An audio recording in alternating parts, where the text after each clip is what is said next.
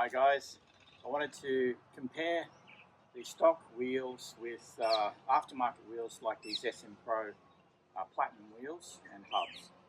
So a popular choice for Sur-ron and Segway riders is to change the wheels and tyre configuration. The main reason is lack of traction, maybe you're a tall rider, you need some extra height, etc. So what's a good choice? What I'd like to do is compare a few wheels. And maybe if we start with the hubs. So this is a standard front hub, which is really a mountain bike hub. Now they use a J spoke. Now J spoke is basically shaped like a J, very much a bicycle type spoke. Now they're quite light, and that's why Sur-ron has chosen those, but when it comes to hard riding, they can fall short. So if we compare that to say an SMpro hub, these have straight pull stainless steel spokes, very similar to a motorcycle spoke, which means that you can tension them far better and the force is direct. So less chance of breakage, less chance of flex, less chance of the spokes coming loose. Now interestingly, these hubs, there's not a lot of weight difference. If we have a quick look at the weight difference in this, and weight is critical for the Sur-ron, being an electric bike, every bit of rotational mass that you have is going to take away a little bit of that forward energy that you need. So 209 grams for a stock, 295 grams for a beautiful SMpro hub. So only a few 90 grams in it. And especially because it's at the center axle, the rotational mass is very, very minimal. If it's the further the mass out is, the more energy it requires to spin. So you won't even notice these. What about the rear hubs? That's your standard rear hub.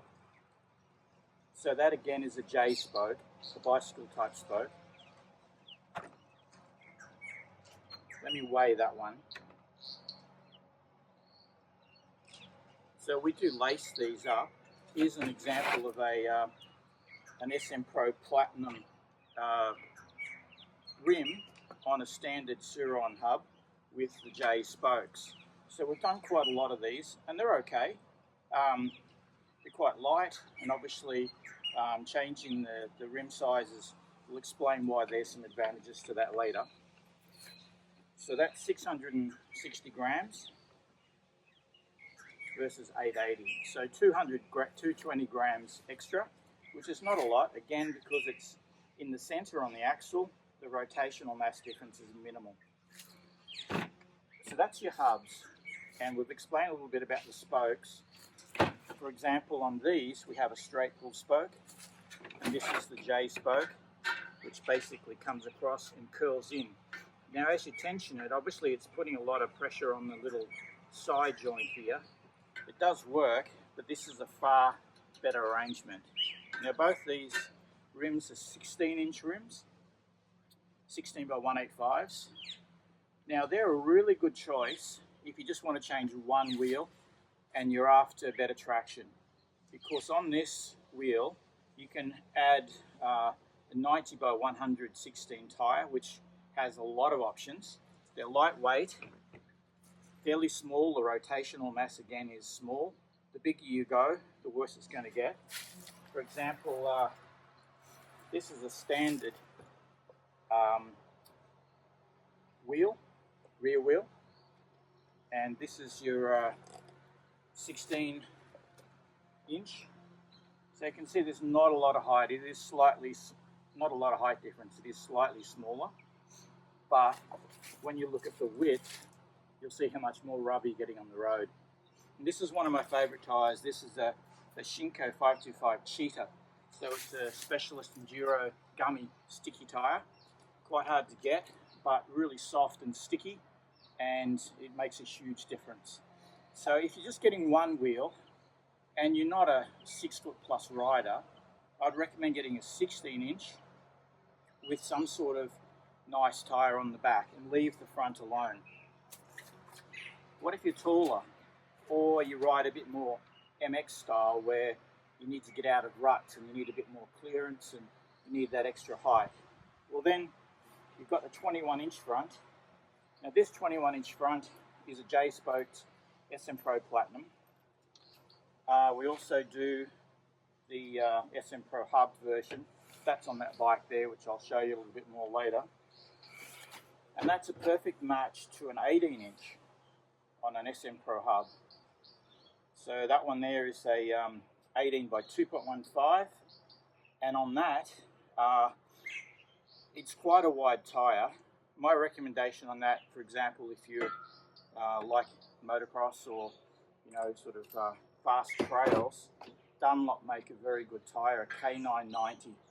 It's made for vintage bikes, so it's a 90 by 100, 18. It's narrow. With this setup, it fits in without having to take any knobs off. It clears the chain. It's lightweight, about 3.7 kilo, so a lot lighter than the other 18-inch wheel options or tyre options. So that's a good setup. I'll show you one soon on the bike there. So if you wanted to increase your clearance and you are a tall rider, then the 21 and the 18 is a good option as a set.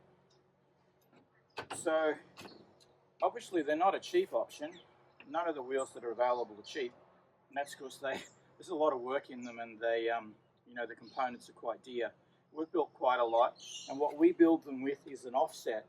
So both our rear wheels we build with a 5 to 6 mil offset to favour chain clearance, and that allows you to get the maximum size tyre in possible.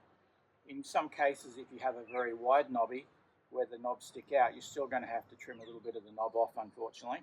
But if you choose wisely, like for example the Shinko or the Dunlop K990, they should fit in without any issues. So if you are interested in these sort of rims, you can certainly go to our website, and we do stock some. Generally they're built to order, but if you just drop us an email, we're able to help you in any way. If you've got any questions, happy to help you. Definitely a big improvement over the stock wheels. If you're a fast rider and you want that extra bit of comfort, or if you want that traction, then I suggest having a look at wheels as an option. Okay, thanks for your time, and what I'd like to do is show you a bit more of this new release that we've got over here. It's called the Raptor MX, and it's quite a unique bike. We're going to release that fairly soon in very, very limited quantities, so I hope you like that. Anyway, we'll talk to you soon.